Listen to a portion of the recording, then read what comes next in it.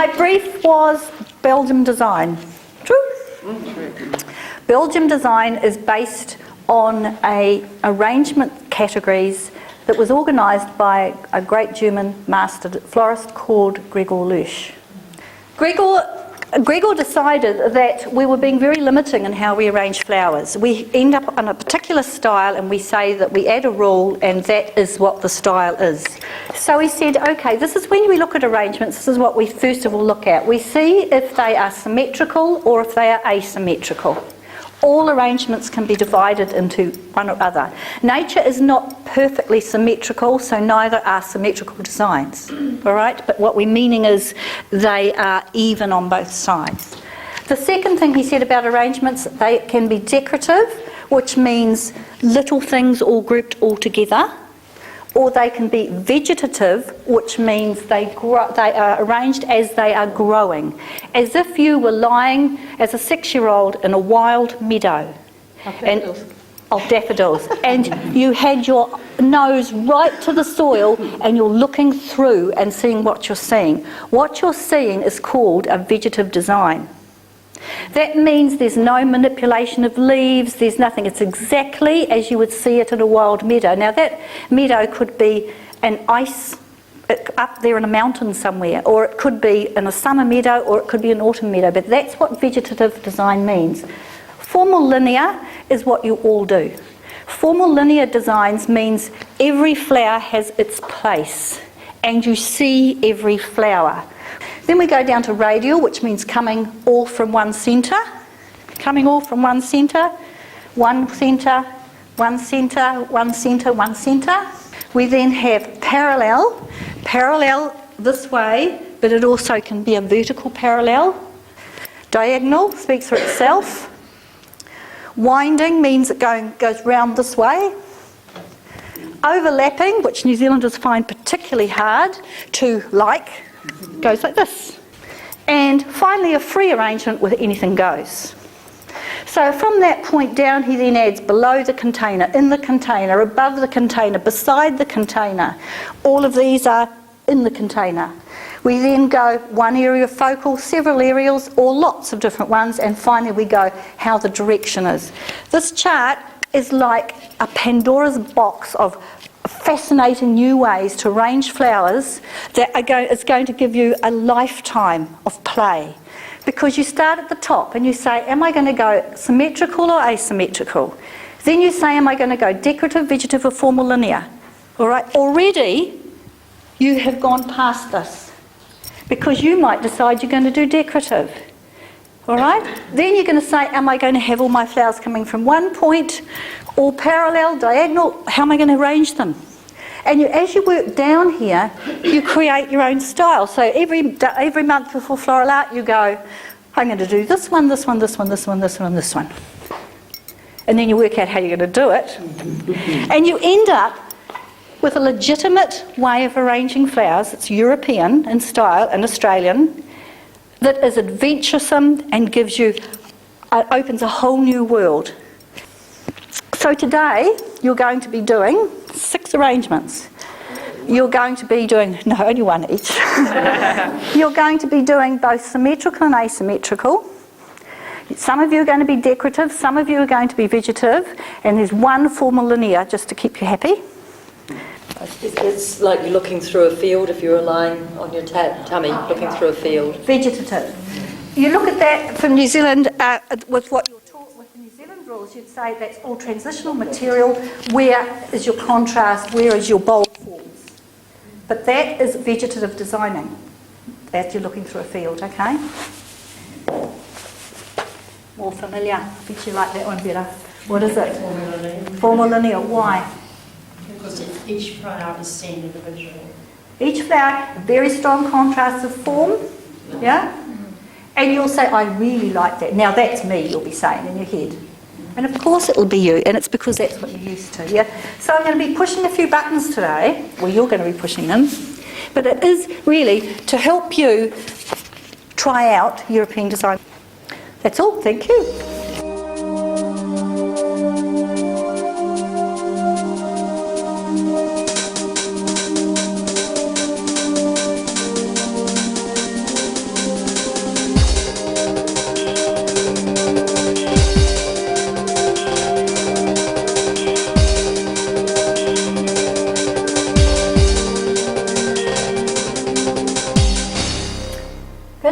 with this design, which is very simple, very fast, and it is based on a style that you'll see often in Belgium, which uses a lot of sticks. You're going to need what we call in New Zealand a casket tray, simply because it's used a lot on funeral caskets. It is a basic plastic tray. It has enough room in it for 2 pieces of floral foam exactly. It has little lugs here to hold the foam in place, and it has holes along here which are really convenient for wiring or putting things over it, so it's never going to move, which would be very embarrassing, wouldn't it, in a funeral. So for this design, 2 pieces of wet floral foam. The reason I haven't wet it today is I'm just showing you these mechanics, and then we're going to take all of the mechanics over to the Morrinsville Floral Art Club. They've asked me to do a demonstration workshop with them, but sometimes these ladies are all working together, it's quite difficult for you to see the actual mechanics of what's happening, so you're getting a wee bit of a preview of the mechanics, and then each designer will show you how it finishes up with the help of the Morrinsville ladies. So wet floral foam, 2 pieces go in, pushed right down onto there.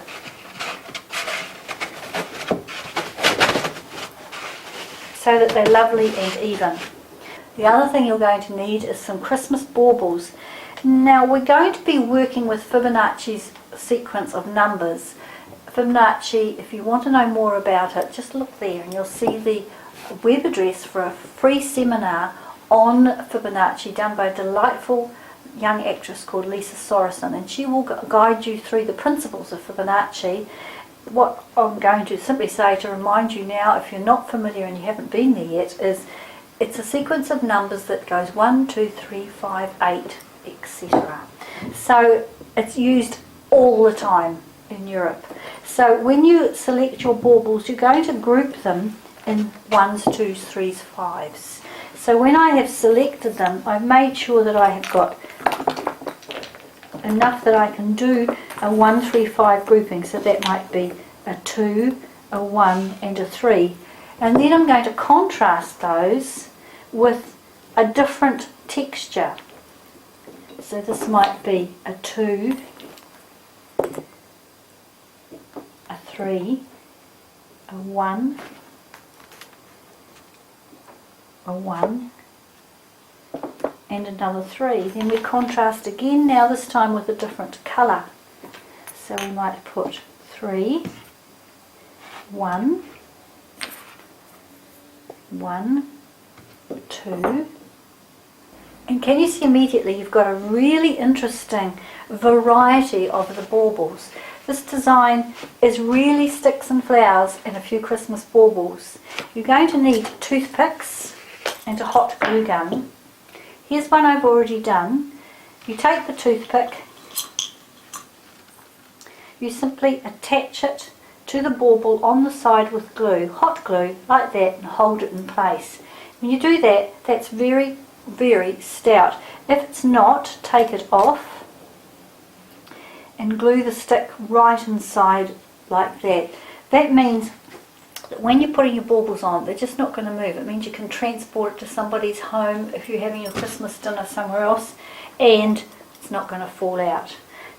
Also going to attach the sticks to the outsides here, so you'll need mossing pins.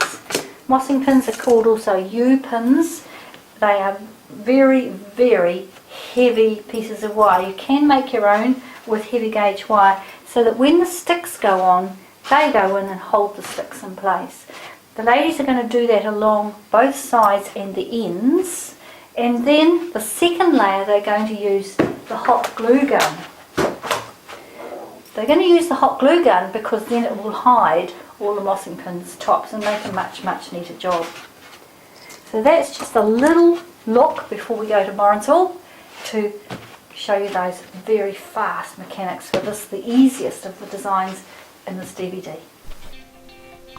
Here we are in Morrinsville, and the first group have wet the 2 blocks of floral foam and put them inside the plastic tray.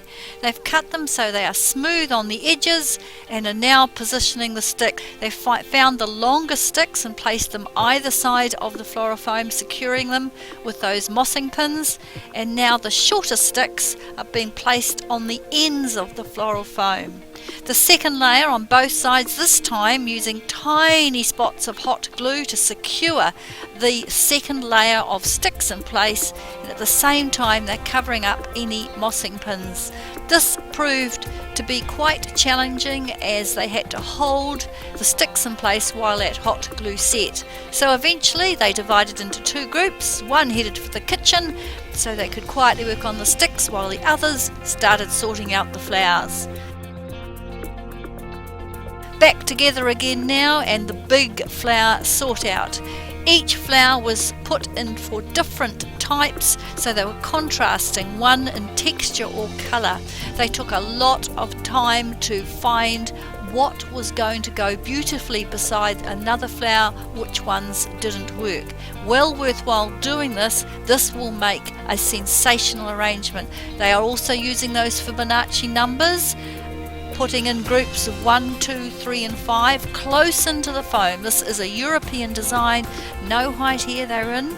And here is Angela. She is checking to make sure we've got the big ones dominating all through the designs and then the small ones coming through. It's wonderful. Check to see that you have contrast of colour, contrast of texture, contrast of form. A little trick, you're using very soft stems, use a skewer or a toothpick to make a hole in the floral foam before putting it in, and that way you won't break the stem. We're just adding the last pieces, and very, very shortly it will be finished.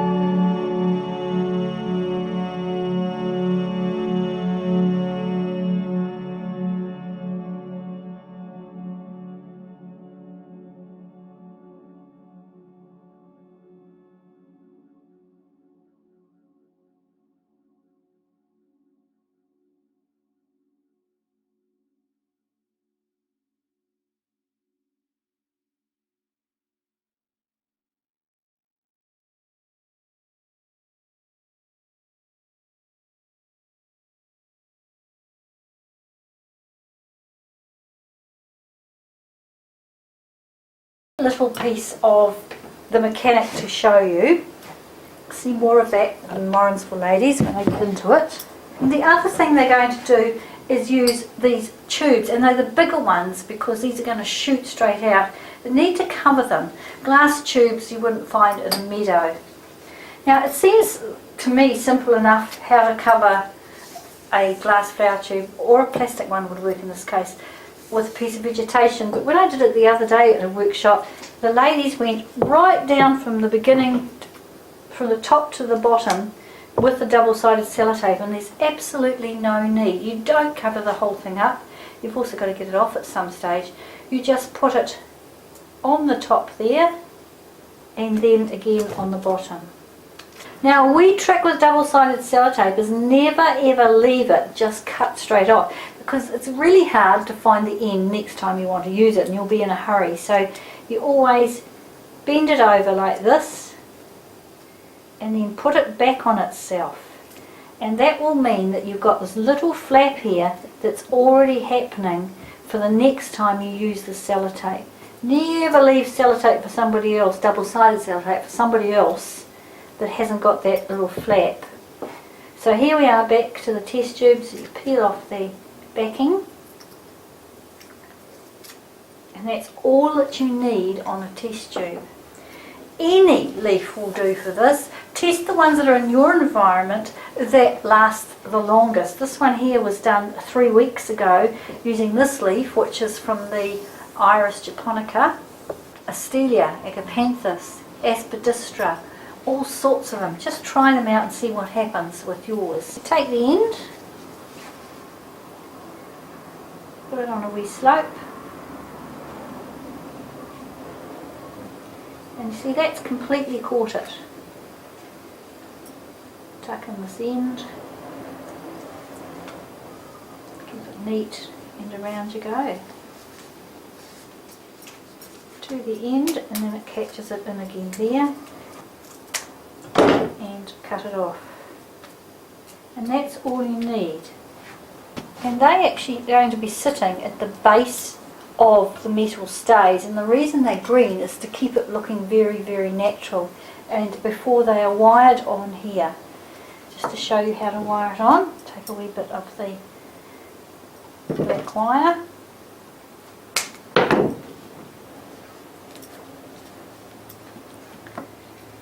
sit it where it's comfortable,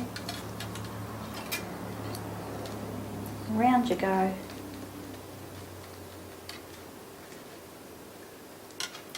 It's now around the wire, and that famous pull it tight, 1, 2, 3, bend it down, and you do the same at the bottom. So that's the mechanic for that one. And we'll catch you in Morrinsville.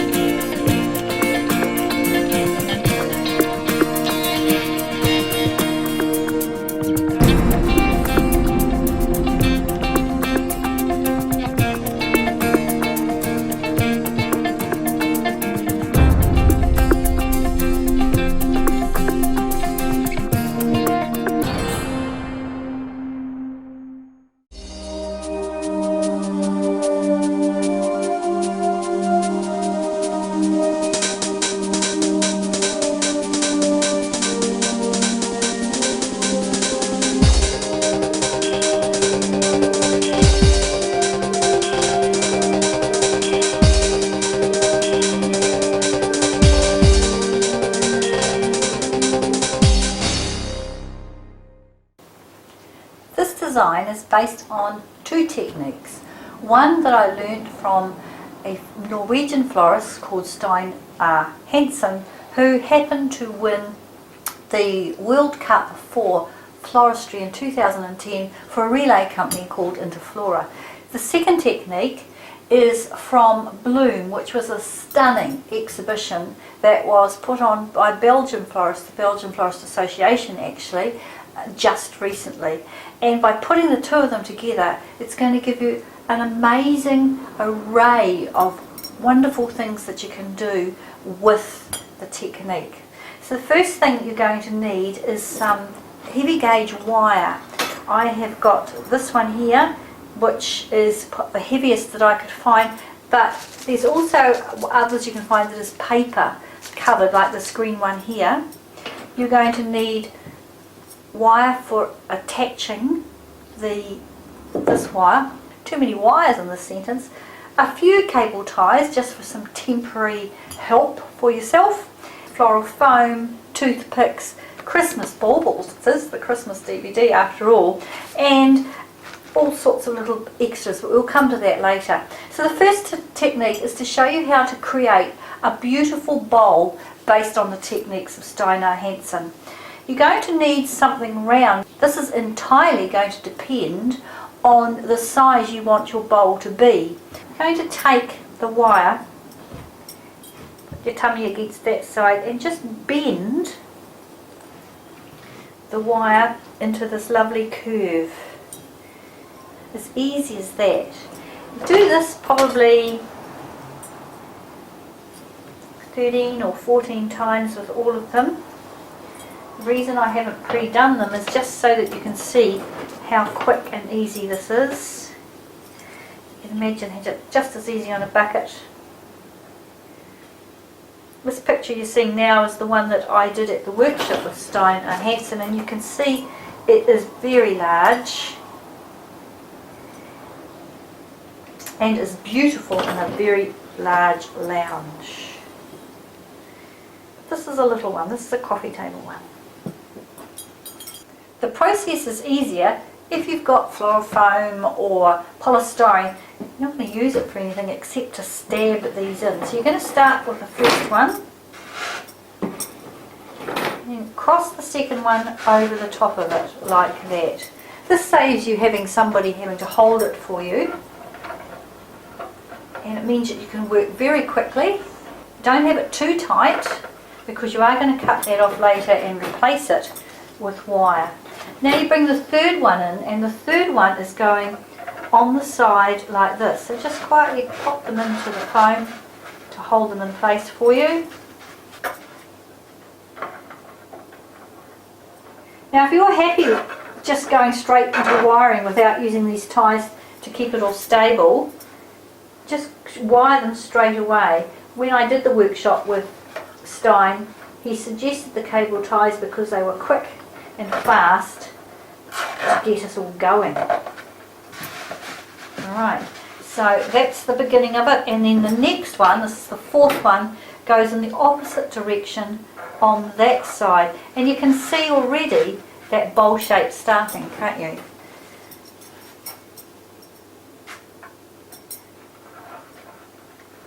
Cable ties, if you'd like to leave them on because they're going to be a feature of your bowl, do so. If you're using red flowers, you can use red cable ties, and it's very fashionable at the moment in Europe even to leave them on. So it's not an issue there. And I'm going to now change to the wire. So I'm going to cut lots of little pieces because then I can not have to keep on putting everything down. This is real wire, but any fine wire would do. The reason I've picked copper is because my Christmas decorations are going to be copper. Now you're going to be building to create the shape, and everywhere the wire goes, wire where it touches the other wire. Try not to have them all going over the top like this. You're building a grid, and you don't want to be having it all coming from that centre point. Okay, to wire, put the wire over it. Now pull it tight against itself, really tight against itself, and then twist it. 1, 2, 3. If it's not tight enough, you can use little tight pliers to do it. You want that really, really tight so it's not moving. Cut it off with your old scissors, not the best ones. And then tuck that around like that, and that gives you that nice neat join. So everywhere they touch, you're actually going to now put a wire. So now you're building, and you're building, you can see there's a big gap here. So now you can start going in and out. They don't always all have to go that way, so in and out, bring it down, from there, and across here. And attach. Getting the idea? So where you're seeing great big holes, that's where you put another one. On that great big one that I made, you can see it again there. I used 23 of these mainstays, and the reason was because they were such big holes, and then we threaded steel glass through them. It took something like 4 hours just to thread the steel glass. Stein called it our grass therapy. It felt more like madness, but the result was spectacular. Now when you see the Morrinsville Floral Art Club making these, they're going to put sticks over their frame because the workshop is called Sticks and Flowers. They're bringing all the sticks and flowers, but I thought I'd show you the same thing but using skeletonized leaves. So there's a lot of wiring to be done. And don't skimp on the wiring. A lady that was beside me at the workshop decided to only wire every now and again because she was getting behind and it was a bit of a hurry. What actually happened was that as she turned it over the other way, it sort of fell apart, and it was because she hadn't put enough of these wire points on it. So just like any of this sort of type of design, spend a bit of time on your mechanics and you're going to end up with a much more stable thing. Now I'm going to turn it around this way and you'll see there's another big hole here.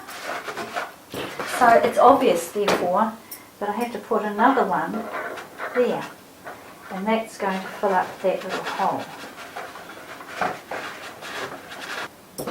I'm just putting them on now so you can see what's going to happen, and then I'm going to leave you and wire them and come back when they're fully wired so you get the idea, and then we'll take it off its thing and you'll see we've created this beautiful bowl. Big holes, you can see these big holes, there's one there. But I don't want all those together, so I'll move it over this way.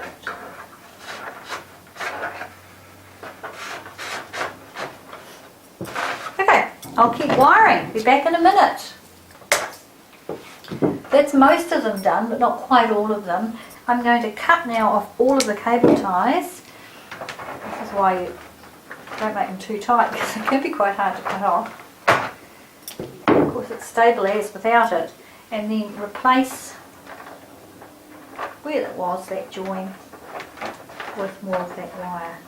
Cable ties are an enormous help if you are making a much larger one and can't stick the feet into floral foam like we've done here. Polystyrene, of course, you can also use to stick the feet into, but when it's really big, you just need to get a little bit of help from a cable tie when you start. Right, now when we turn it over the other way, we'll be able to see where we still need to join up.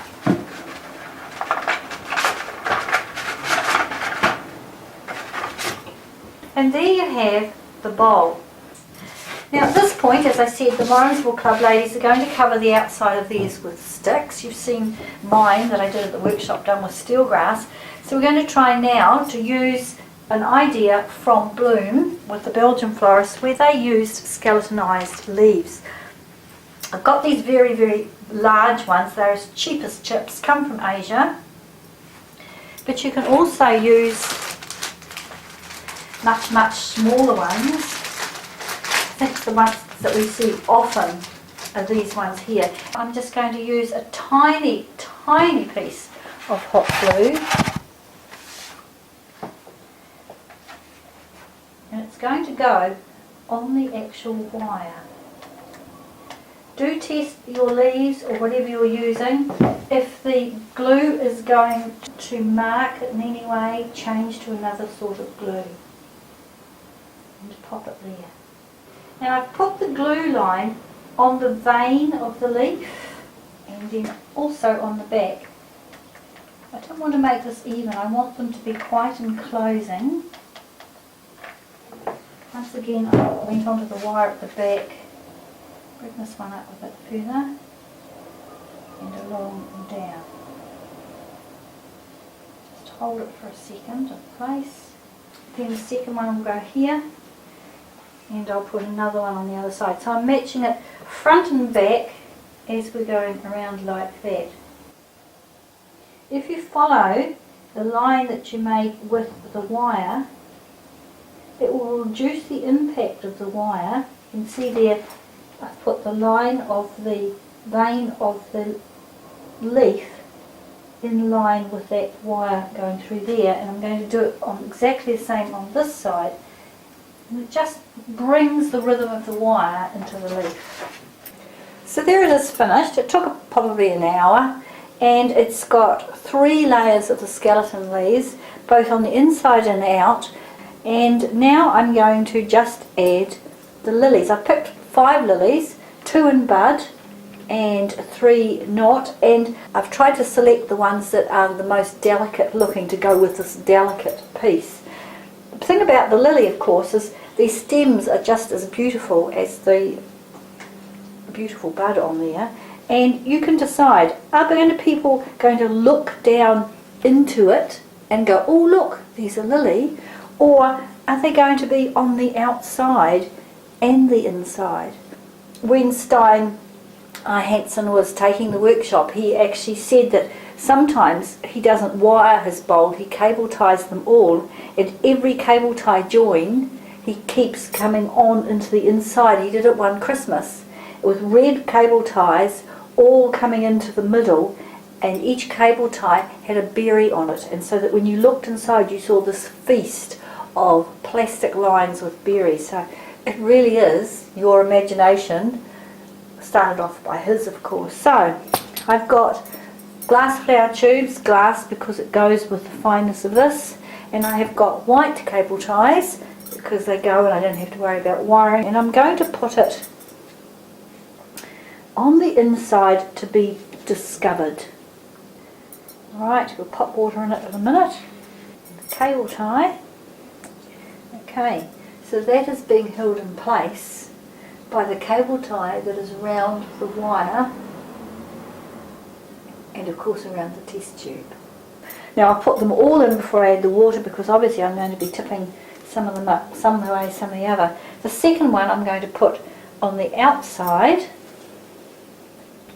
so it's following the same line but you're getting the green on the outside and the inside. So they're like 2 little companions here, one higher than the other. I want it to go there. So once again, cable tie. And then come right round with it.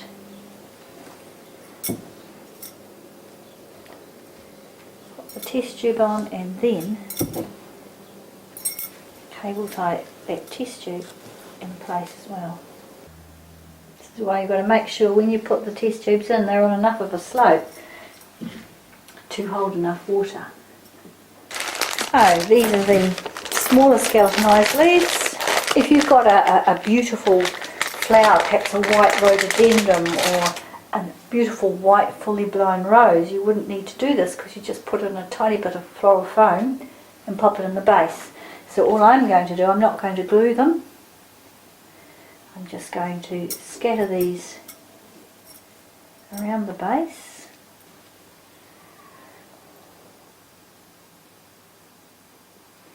And there it is, one version of how you can use that bowl.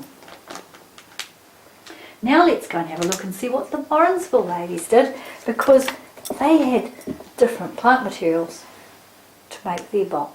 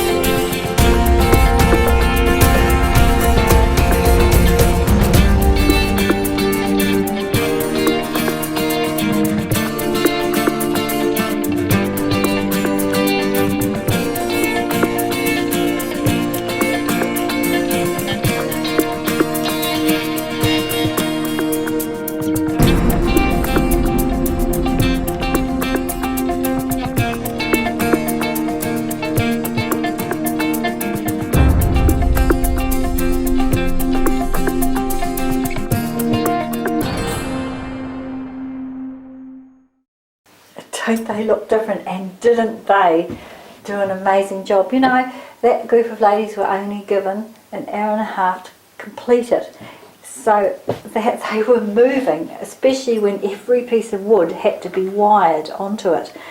They did the bowl exactly the same way as I've already shown you, and then they picked the smallest branches, the smallest ends of the branches, the twigs, to put them round and round and round, almost winding effect actually, and wired every single one of them on. Then into the centre was this little posy. A really good way to keep the foam from leaking everywhere. Into the corner of the supermarket bag, chop off some of the excess. Just pop it all down and around like this. Warrensville ladies used a grey bag.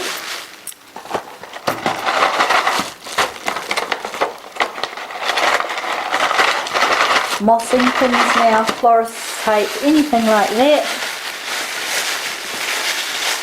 Scrunch it all up. Put in a mossing pin.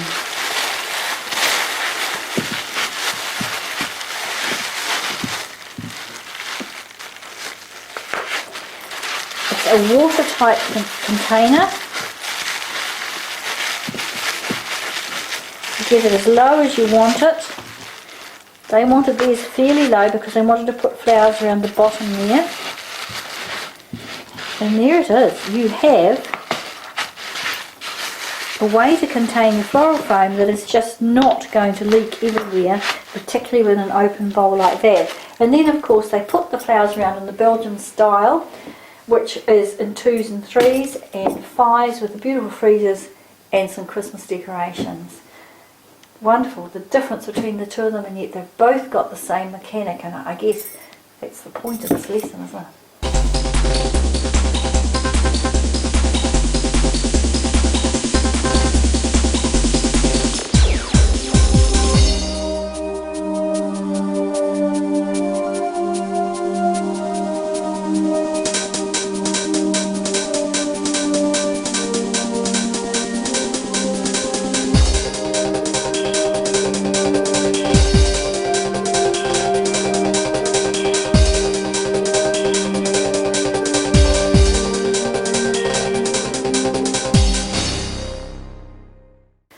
Design was inspired by the Belgian Florist Association's exhibition Bloom, where they did the most beautiful table setting. There it is there, all done in white Phalaenopsis orchids, and what a sensational centrepiece it is. This one is going to be a little bit smaller and will have more flowers in it, but it is an adaptation of that beautiful piece. So you're going to need an O bowl. This is a very, very large one. It's called a number 8 Florist's Shum Bowl. If you have a look on the bottom of it, we call it an O bowl in New Zealand. Doesn't obviously have to be this big if you're going to do a radial design that is wanting for the middle of a dining room table that is circular. Make it smaller obviously, but I'm going to do the big one. And some floral foam, some Christmas baubles, some sticks that you can use to radiate out, some glass flower files, some decorative wire that goes with your colour scheme. I was lucky enough to find some that went with Christmas baubles, and some interesting fabric in the colour scheme of your choice. Start by putting the foam in. You can see that it's got little lugs on it to hold it in place. Push it down and mark where you want it to come off, which is about there.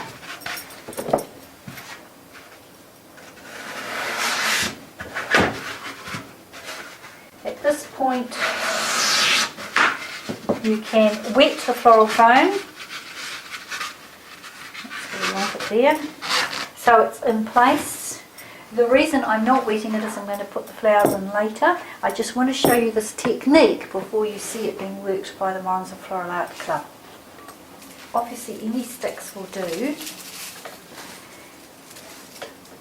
And the length you want it. If I had it this length, it's going to be like ridiculous, isn't it? It's going to go out in an enormous big centre.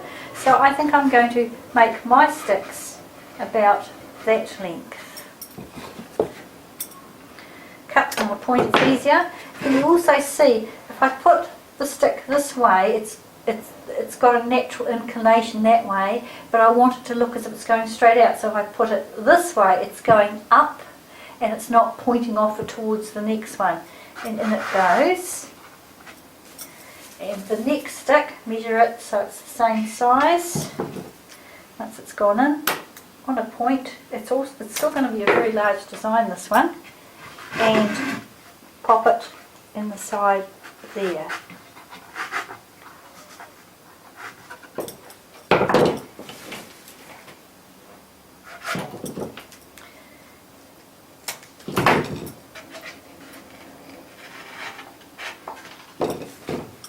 Until you've formed this radial right the way round. Very, very easy way to make it so it's like a clock and all even. You just keep on filling up. So here it is now, looking more and more. Clock is a radial design, and if you want more, just keep going. You can use any sticks. You don't have to use fancy blue ones like I've got here. Prunings from your garden, they all will work. It will just give it a completely different look. Prunings from the garden will make it rustic. If you're not going to use it for Christmas, you could use even blossom from spring trees that just sprung in, and it would give it a stunning idea. So remember with this, these are all techniques to change with the season, even though this one is Christmas. Quick, easy, effective. These come off.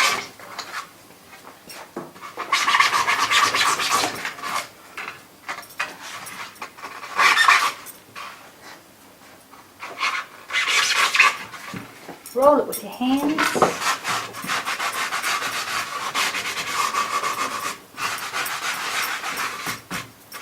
And there's your basic mechanic. Now they're going to add pieces of fabric around the outside. Just weave it in and out and in and out, right the way around. They've got some different type teal fabric.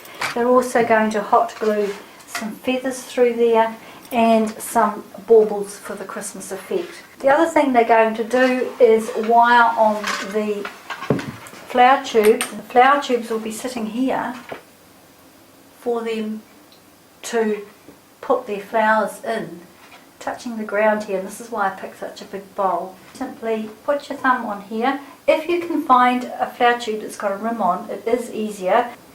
Go around once, twice, 3 times, and then come back to here and go around that 3 times, and that gives you quite a firm hold. Then when you cut it off here and want to attach it, you just put one through each side of it and twist it again. 1, 2, 3, and it will hold there quite firmly. If you want to do it with 2 holds, you can do that, twist it again and put a second lot onto that, and then it's never going to move. Now let's have a look and see how the Morrinsville ladies got on with the rest of it.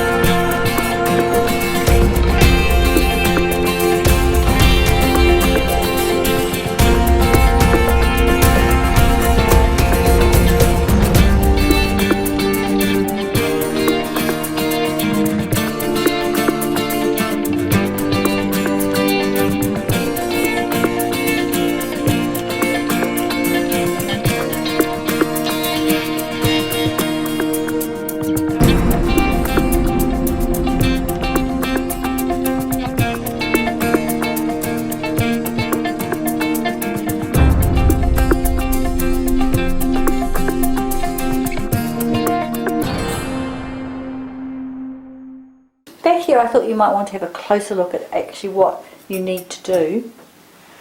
So I've deconstructed it, and when you look here you'll see that the test tubes are also grouped in 3s and 5s.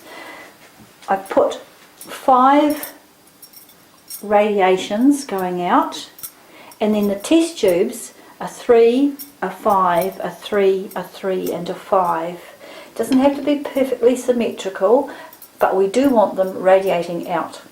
It's very important to place the first test tubes very, very close to the rim of the bowl, and then the other ones coming out from them. They should touch the table, because this is what's going to help them from flipping over, is the fact that they're being stabilised by the wire at the top and the table at the bottom.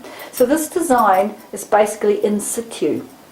If you cannot do that because you're taking it to a function or something, put it on a baseboard. The ladies sorted their flowers into colours, and the biggest flowers will go in the centre and the smallest ones come out with the test tube. Of course, you see staples. A really cool trick with staples, if you don't want to see them, is when you take, before you put them in the staple gun, this piece here, you paint them just any colour you want, leave it to dry, then put it back in the staple gun, and you've got wonderful coloured staples.